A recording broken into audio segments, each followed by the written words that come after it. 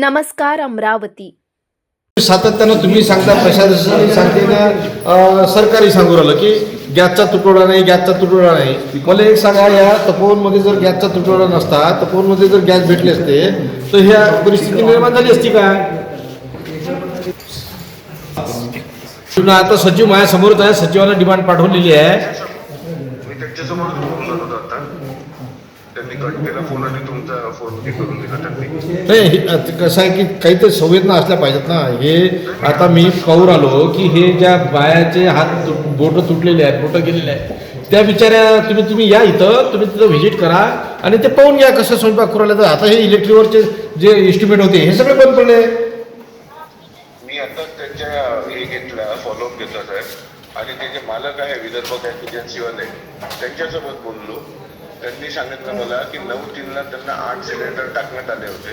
त्यानंतर त्यांची डिमांडच आली नाही, त्यांची डिमांड आली, सचिव माझ्यासमोरच आहेत, डिमांड आलेली आहे, पाहून घ्या. ते खोटं बोलतात, ते तर त्यांच्या बदमाश काय असा आहे. तर आता मी त्याच्यावर बोलणार नाही. त्याच्या बदमाश काय असा आहे की नंबर हातात, जो अकोल्याचा माणूस मेला ना त्याचा नंबर त्या दिवशी होता, त्याचा नंबर असल्यानंतर फक्त सिलेंडरला बोलावलं, त्याला म्हणते की तू डबल नोंदणी कर. म्हणजे ह्या प्रकार चालू आहे आणि काळा बाजार चालू आहे. मी आता कालही त्या परवाच्या दिवशी दयापूरच्या त्या लाईन होती, जवळपास 1 किलोमीटरची लाईन. तिथं कोणी श्रीमंत नाही दिसला ना, किंवा आमदार नाही दिसला ना, खासदार नाही दिसला लाईनीत.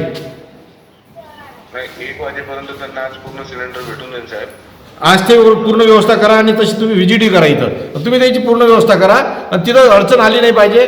आता तुमची जिल्ह्याची काय परिस्थिती आहे, जिल्ह्यात तर सांगतात की तुम्ही गॅस शिल्लक आहे, पण कुठं आहे शिल्लक हेच नाही समजून राहिलं ना. सिलेंडर आहे स्टॉकमध्ये, सिलेंडर नाही यायच्यात. मला एक सांगा, मी तुमच्या मताशी सहमत आहो.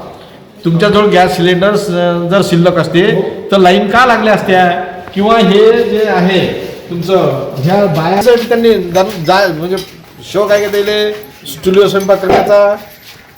नाही साहेब, मलाही माहिती नव्हतं आतापर्यंत. यांनी माझ्यासोबत कॉन्टॅक्ट नाही केला आणि तुम्हाला निवेदन दिलेलं आहे,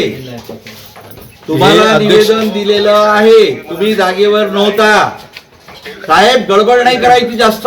त्याच्या बाहेर जाईल गोष्ट माझ्या. तुम्ही आता एक काम करा, तुम्ही इथं व्हिजिट शांतपणे घेऊन राहिलो, तो शांतपणे घेऊन राहिलो, आणि तुम्ही त्या गॅसची व्यवस्था करून द्या. म्हणलं की नाही, गडबड नाही करायची.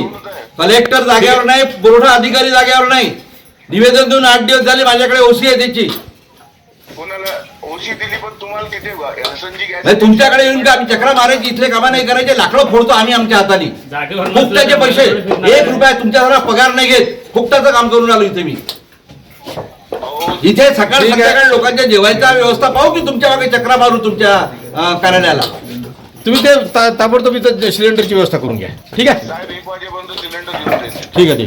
आज दाजीसाहेब पटवर्धन यांनी स्थापन केलेल्या या कुष्ठरोगी संस्थेत मी आलो. आज मी पाहिलं आमच्या माता भगिनी जे काही चुलीवर स्वयंपाक करत असताना ज्यांच्या हाताला बोटं नाही, त्या आमच्या माता आज चुलीवर स्वयंपाक करताना दिसल्या. मन हेलावून गेलं. सरकार सांगते वारंवार, प्रशासन सांगते वारंवार की गॅसचा तुटवडा नाही. मग प्रश्न हा येतो की या महिला जवळपास या अध्यक्ष महोदयांनी 1 महिन्या किती दिवसाचं पत्र दिलं तुम्ही? 1 महिना झालं पत्र दिलं. अजूनही थोडे जर गॅस दिले तर याच्या व्यतिरिक्त गॅस सिलेंडरची त्यांची व्यवस्था केली नाही. आज मी आता सध्याच पुरवठा अधिकाऱ्यांना बोललो आणि सांगितली वस्तुस्थिती. पुरवठा अधिकारी सांगतात की गॅसचा तुटवडा नाही. हे त्यांना परिस्थिती पाहण्यासाठी मी पाचारण केलं. मी यानंतरही सांगतो, आज जर गॅसचा पुरवठा इथं केला नाही तर संध्याकाळी मी ह्या आमच्या भगिनी घेऊन, माता घेऊन जिल्हा अधिकारी कार्यालयात चूल यांची पेटवणार आहोत आणि तिथं स्वयंपाक करणार आहोत. जवळपास 600 लोक दररोज इथं कुष्ठरोगी जेवतात आणि त्या 600 लोकांचा स्वयंपाक आज चुलीवर चालू आहे. अतिशय दयनीय परिस्थिती आहे. संवेदनशील हा विषय आहे. सरकार म्हणा, प्रशासनाला कुठंच संवेदना दिसत नाहीत. प्रशासन या बाबतीत अनभिज्ञ आहे. त्यांना वारंवार सांगूनही अध्यक्ष सांगत असतानाही त्यांनी आजपर्यंत पुरवठा केलेला नाही. विदर्भ महारोगी सेवा मंडळ तपोवन पद्मश्री डॉक्टर शिवाजीराव पटवर्धनांनी नाकारलेल्या कुष्ठरोग्यांसाठी तयार केलेली संस्था आहे.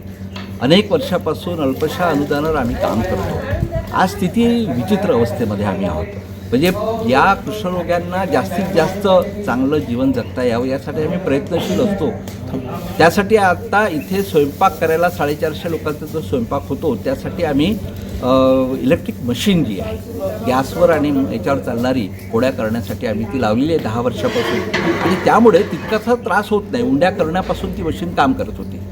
गॅस सिलेंडरची टंचाई वाढल्यामुळे आम्ही कलेक्टरला, माननीय जिल्हाधिकारी आणि पुरवठा अधिकाऱ्यांना देखील निवेदन दिलं होतं की आम्हाला इथे ज्या लोकांसाठी चहा, नाश्ता, 2 वेळचं जेवण हे आम्हाला करावं लागते. त्यासाठी त्यांनी आम्हाला निम्मे तरी सिलेंडर द्यावेत. एका आठवड्याला 11-12 सिलेंडर आम्हाला लागतात. आम्ही म्हटलं 5-6 जरी सिलेंडर आपण देऊ शकला तरी आमचं काही अडचणी भागतील त्याच्यामध्ये.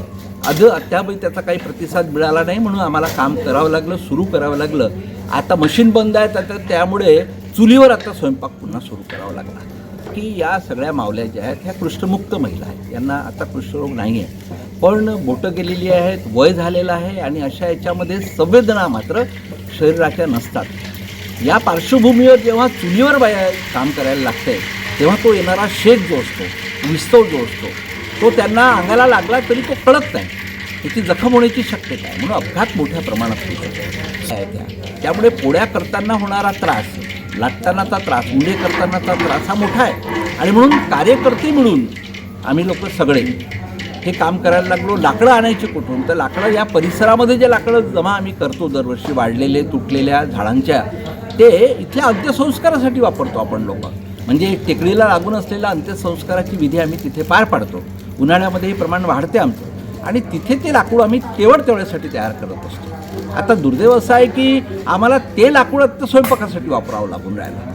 येत्या काळामध्ये ही समस्या अशीच लांबत राहिली तर मग मात्र आमच्यासमोर मोठं आव्हान उभं होईल की आम्ही लाकडं आणायची आणि स्वयंपाक नव्हे 450 लोकांच्या रोजच्या जेवणाचा, चहा नाश्त्यापासूनचा सगळा हा जो भार आहे हा कसा सांभाळायचा हा यक्ष प्रश्न आमच्यासमोर आहे. आणि म्हणून आमचं खूप विनंती आहे शासनाला की त्यांनी आम्हाला सहकार्य करावं, यात कुठेतरी उपाययोजना कराव्या, आम्हाला मदत करावी, जेणेकरून यातून ह्या ज्या मावल्या आहेत, इथला कुष्ठमुक्त माणूस आहे, कुष्ठरोगी आहे, जो हॉस्पिटलमध्ये भरती आहे, त्याच्यासाठी आम्ही अधिक वेलफेअर, चांगलं जीवन देण्याचा प्रयत्न करू शकू एवढीच विनंती. या निमित्ताने संघर्ष मात्र आमचा कायम सुरू आहे. 80 वर्ष दाजीसाहेबांनी उभ्या केलेल्या या संस्थेचा प्रवास हा लोकसहभाग, लोकसहकार्याच्यावरच सुरू आहे आणि तो कायम सुरू राहील. लोकांनी सहकार्य लोक करतायत.